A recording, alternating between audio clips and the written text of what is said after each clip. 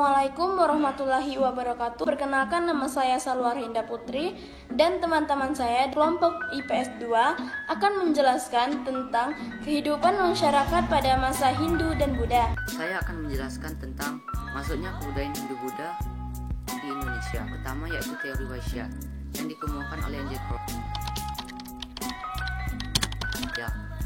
Teori yang kedua yaitu teori Ksatria. Teori Ksatria ini dibagi menjadi 3 pendapat.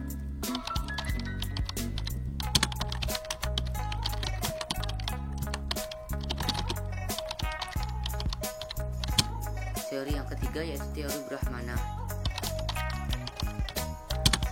Yang teori yang keempat yaitu teori arus balik yang diungkap oleh F.D. Bruns.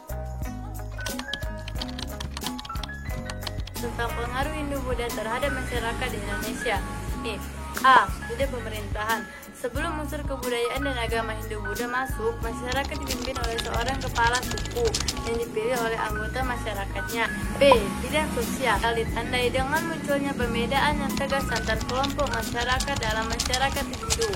Pembedaan ini disebut dengan sistem kasta. C. Bidang ekonomi. Sejak terbentuknya jalur perdagangan laut yang menghubungkan India dan Cina, kegiatan perdagangan di kepulauan Indonesia berkembang pesat. D. Bidang agama. Pusat perdagangan di Indonesia juga menjadi pusat-pusat Hindu-Buddha.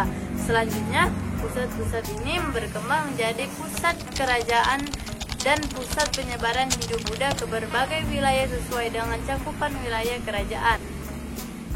E. Bidang kebudayaan. Sebelum masuknya unsur kebudayaan dan agama Hindu-Buddha, telah berkembang kebudayaan asli Indonesia. 1. Seni bangunan. 2. Seni rupa dan seni ukir. 3. Sastra dan aksara. Kerajaan-kerajaan Hindu-Buddha yang ada di Indonesia. Yang pertama, Kerajaan Kutai. Kerajaan Kutai sudah ada sejak abad ke-5 yang didirikan oleh Kudungga. Dan kerajaan ini terletak di tepi Sungai Mahakam, Kecamatan Muara Kaman, Kalimantan Timur. Di samping peternakan, rakyat-rakyat kerajaan Kutai juga melakukan pertanian untuk memenuhi kebutuhan hidupnya. Kerajaan Hindu-Buddha yang selanjutnya adalah Tarumanagara. Kerajaan Tarumanagara didirikan pada abad ke-5 dengan penghasilan utama dari berdagang dan bertani. Prasasti-prasasti yang pernah ditemukan dari kerajaan ini adalah: selanjutnya ada Kerajaan Sriwijaya. Kerajaan Sriwijaya didirikan pada abad ke-7 dengan raja yang terkenal adalah Balaputradewa. Penghasilan pokok dari rakyat-rakyat di Kerajaan Sriwijaya adalah bertani. Perkembangannya sangat pesat dan menjadi berdagang. Namun pada abad ke-11, Sriwijaya mulai mengalami kemunduran. Kerajaan Hindu-Buddha yang ada di Indonesia selanjutnya adalah Kerajaan Mataram kuno. Kerajaan Mataram kuno berdiri di sekitar pertengahan abad ke-8 dengan 2 dinasti, yaitu dinasti Sanjaya yang beragama Hindu dan dinasti Shailendra yang beragama Buddha. Penghasilan utamanya berasal dari pertanian. Pada masa pemerintahan Sri Maharaja Rakaiwawa di Mataram kuno, terjadi letusan Gunung Merapi yang memporak-porandakan rakyat Jawa Tengah.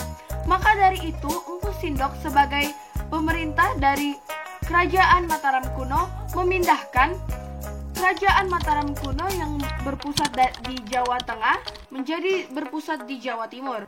Kerajaan Medan. Pendiri Kerajaan Mataram di Jawa Timur adalah Empu Sindok, sekaligus sebagai raja pertama dengan gelar Sri Maharaja Rakasino Sri Isana Wikrama Dharma Tunggadewa. Setelah Empu Sindok meninggal, ia digantikan oleh anak perempuannya bernama Sri Isana Tunggawijaya. Kehidupan ekonomi Kerajaan Medan banyak bergantung pada pelayaran dan perdagangan. Selanjutnya, Kerajaan Kediri. Kehidupan ekonomi Kerajaan Kediri bersumber dari usaha pertanian, pelayaran, dan perdagangan. Kekuasaan Kediri berakhir pada masa Kertajaya. Pada masa pemerintahannya, terjadi pertentangan antara raja dan kaum Brahmana, karena Kertajaya selalu sombong dan berani melanggar adat. Selanjutnya, Kerajaan Singasari. Kerajaan Singasari adalah kerajaan di Jawa Timur yang didirikan oleh Ken Arok pada tahun 1222 Masehi. Setelah Kediri berhasil dikalahkan, Ken Arok mendirikan Kerajaan Singasari dan menjadi raja pertama dengan gelar Sri Ranggarajasa Sang Amurwahulu. Kerajaan Singasari mencapai puncak kejayaannya pada masa pemerintahan Kertanegara. Kehidupan ekonomi kerajaan Singasari bersumber dari pertanian dan perdagangan. Selanjutnya adalah Kerajaan Majapahit. Kerajaan Majapahit mencapai puncak kejayaan pada masa Hayam Wuruk yang memerintah tahun 1350 sampai 1389. Dalam bidang ekonomi, Majapahit berkembang menjadi negara agraris dan negara maritim. Kejayaan Majapahit mulai mengalami kemunduran setelah pemerintahan Hayam Wuruk berakhir. Menjelaskan tentang peninggalan-peninggalan masa hidup Buddha. Peninggalan itu antara lain 1. Candi dan stupa, 2. Gapura, 3. Petirtaan, 4. Patung atau arca. Relief adalah seni pahat pada dinding suatu bangunan atau candi. 6. Prasasti, 7. Kitab. Kami kira itu saja yang dapat kami sampaikan. Atas perhatiannya kami ucapkan terima kasih dan wassalamualaikum warahmatullahi wabarakatuh.